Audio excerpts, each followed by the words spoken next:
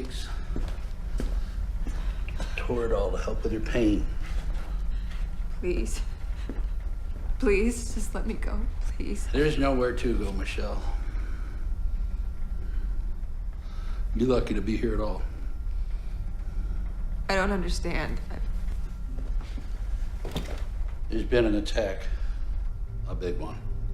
I'm not sure yet if it's chemical or nuclear, but down here we're safe. I was driving north of here. You were in an accident. That saved your life, Michelle. Thank you so much for saving my life. I guess I should go to a hospital now. You can't leave. I was very familiar. I remember seeing it in theaters and loving it, and just thinking it was such a cool take on a monster movie, you know, to tell that story in such a fresh, surprising way. And with this movie, I didn't really know going into it that it would be completely connected to Cloverfield. I think I knew, you know, since it was from the same people, that it would be connected in spirit, and that was something that was talked about. You know, we kind of want to do with this movie similar to what they did with Cloverfield. But then I didn't know what the what the title was going to be until the trailer came out. So that was when, like, the connection was made officially clear to everyone, which was a really exciting thing. I was familiar with the film. I went to see it in the movie theater when it first came out in 2008 by myself, no less, and loved it. I thought it was great. And I've seen it several times since then because I've just been a fan of the movie. I thought it was really, really well done. You know, working on this movie, I didn't know for a while that I had entered into the next chapter in kind of the Cloverfield saga. I didn't know that until recently, and so it's kind of like it's been a surprise for me just as much as it's been a surprise, I think, for the fans and the audience. But I'm so proud to be part of that legacy because I really love the first movie, and I really love J.J. Abrams' vision, and so being able to be in on it with them is a real gift. Yeah, he's a little more than slightly off, but he tries to present a facade of being in control, and I think that was the key to it is. Trying to play a guy who's in charge that's just nuts. I loved, that she's a kind of action heroine in a way, in a very realistic way, in a way that I could relate to, and I think audiences can relate to. You know, she's just kind of like anybody else if you're put in this situation, you know. She's what I would hope to be, you know. I would hope to be as resourceful as her and as scrappy and resilient and persistent and you know, she's someone who's just trying to survive, and I think that that's something that's really interesting as an audience to watch how she does that. So the question on everyone's lips is, what does this have to do with Cloverfield? Well, we can't really say, can we? I suppose we can. To say that would be to ruin the surprise, or not surprise. But what can you say, Ryan? But what we can say is what it's about and how it started. So 10 Cloverfield... Go back to the start. So 10 Cloverfield Lane started life as a film called The Cellar, and that was brought under production by Bad Robot Productions, which was J.J. Abrams' company, and that eventually evolved into a spiritual sequel or blood relative or any other whatever you want narrative to call it. Terms, depending on who you speak to, who's involved with Cloverfield or Bad Robot. Now, I mean, the trailer for this only came out a couple of months ago. It was dropped incredibly suddenly. Was it Super Bowl? Yeah, and just like the original Cloverfield, the marketing campaign around this has been insane. I mean, there's an ARG online which has been revealing secrets for Cloverfield fans and just getting involved and obviously just getting hints towards the film, and people have been very excited for it, building up. The hype has been crucially. We obviously can't get into too much about the actual film itself in terms of relation to Cloverfield. What we can say is that there are definitely hints and there are definitely connections. You think there is some people, but some people don't really say so. But that's the most important thing to point out. It is not a Cloverfield sequel. No. This has been stressed by everyone in production, but it is not a Cloverfield 2. The people I've spoken to have been like, I don't want to watch Cloverfield 2 because I don't like Cloverfield 1. But it's not found footage. It's not shaky cam like the first one. Just distress. I would like to postulate that it's an entirely different film, entirely different world. Okay. So coming out of the film, again, I went to see this with one of my friends, Peter. He was talking about how maybe Cloverfield might be becoming a kind of anthology series, like a Twilight Zone. That's what I thought. Yeah, like a Twilight Zone kind of thing, like an end of the world scenario, different takes on that. Possibly, it's almost a brand name. It's this apocalyptic world. Everything's gone to crap, or has it? You know, like what's going on? Who's who? Are people telling the truth? Are people lying?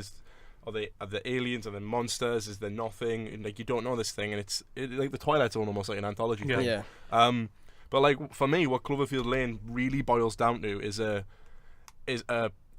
really, really intense, really beautifully crafted thriller about people dealing with the loss of family and the loss of a life, and it's just a really well put together movie. It's really tight. It's like 93 minutes or something. Yeah. The performances are on point. Like, we've all talked about John Goodman today.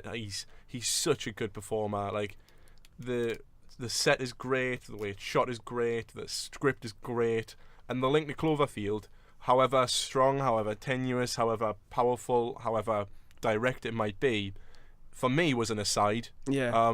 Because I would have happily seen the original script to this, just the seller, which, you know, the ending is it's out there. Like, the way the script was originally intended to be is out there. If you see the film and then you're interested in how it originally was meant to play out, it is out there. And I think that I would have happily seen the other film, either of these films. Like what happens before the bunker and after the bunker. Yeah, we haven't explained the plot. Yes, for those who don't know what the plot is. Yeah, so basically, without giving too much away, obviously. Mary Elizabeth Winstead, who isn't in enough things now, I find him diverge. She is a young woman who is in a car and she crashes badly. She's been in a sort of a tiff with her boyfriend, and she's running husband. Driving. Yeah, is driving. It boyfriend. Yeah, husband. Husband. Had a wedding Okay. ring. Yeah, so she's running away basically in a car and just trying to get as far away from him as possible in a serious car crash, and she wakes up from the terrible accident to find that she's locked in a cellar with a doomsday prepper Howard, played by John Goodman, and he is basically saying that he saved her life and that the world outside is uninhabitable following a chemical or nuclear attack, and that the atmosphere is toxic and it's apocalyptic outside. She doesn't know what to believe, and it's up to her and the other inhabitant in there, player Emmett, played by John Gallagher Jr., basically deciding whether he's telling the truth, whether he's insane, or whether he's just a bit mad, or whether he's both, whether he's telling the truth and he's still insane. Yeah. Now, I'm glad that this was, you know, so kempt, as in, like, it was really sort of secretive, and, you know, I'm this needs to be more. I mean, it's not often that you get a blockbuster like this that is so, you know, closeted. I guess that's a way to put it. Because that's fair. You know, and less bloated. You know, this doesn't feel like a proper epic. This is a three-handed drama. You know, this is and it's a wildly entertaining genre mashup that is. It goes behind. I mean, the claustrophobia of the three-handed drama that goes steadily ratcheting the tension from black comedy back into white knuckle scares and in all kinds of different zones that you never really know what's going on. I mean, John Goodman plays that fine line of whether you really don't know him, and the tick is going back and forth, or what you really don't, and caring, what you want to trust or not, and it's just it's wonderfully. You really get into it, and it's terrific to watch these three characters play off each other. And Emmett as well, John Gallagher Jr. is probably my favourite character of the year so He's far. Brilliant. He's so lovable. I would say that John Goodman's character is my favourite. I'm most like lovable Emmett, character of the year, because he's amazing. And Mary Elizabeth Winstead, I mean, what a performance! All three of them just work so well together. She's not a scream queen, is she? No, she's not. Sort of earned a reputation as a scream queen. She's a proper heroine here, isn't she? Yeah, she's got real depth to it, and it's really good to see them deal with it. As Connor was saying about the loss of family, and about if you don't know what they're trusting, whether you should trust these random people who say they saved your life, but you don't really know if they have. I mean, it is just expertly crafted. I mean, we used when we were going to see Room for the secret screen, and obviously that was cancelled, and we got 3 free tickets and it allowed us to see anything. So we went to see this in IMAX. Yeah. We used our ticket to see Cloverfield Lane in IMAX, and it is absolutely perfectly crafted. I mean, it's wonderfully shot. I mean, this is the first feature debut for Dan Trachtenberg, the director, and I can't wait to see what he does next after this, because it's brilliantly done. I mean, it's really well shot. I mean, the soundtrack by Bear McCreevy, who's got another soundtrack coming up on this show that we'll get to later on. It's a really fantastic. I mean, the title track. What? I just got excited because Ben McCreary did Battlestar. Yeah. That's his biggest. But I didn't realise he was the composer. Yeah, but the title track for Cloverfield Lane is just terrific. He's done a really good job here, and it's so patient. You know, the direction is so patient. It allows the actors to get the best out of it, and the script that involves the three characters, and you never really know what's going on from start to finish. The sound design. And that's the best part of what IMAX brought out of it, because you really did feel all of it. I mean, the car crash at the start, I won't spoil some of the bigger sound moments that come later on, because they really need to be felt. That's not seen or heard, felt to be believed. Because at the start, that car crash, it's brutal. It's overlaid with the credits, and it's really, really. I would really recommend this. Yeah. It's a good idea. Well, not just the film, but for the fact that it's the experience. Yeah. Because it's not often you get to see a film in IMAX that's not just purely for the visuals or the spectacle. It's for the fact that it's so well crafted in terms of sound design and just the general feeling of this. It really did feel cinematic in the sense that it was so a proper story told in such confined area. It's a really fantastic effort from all involved.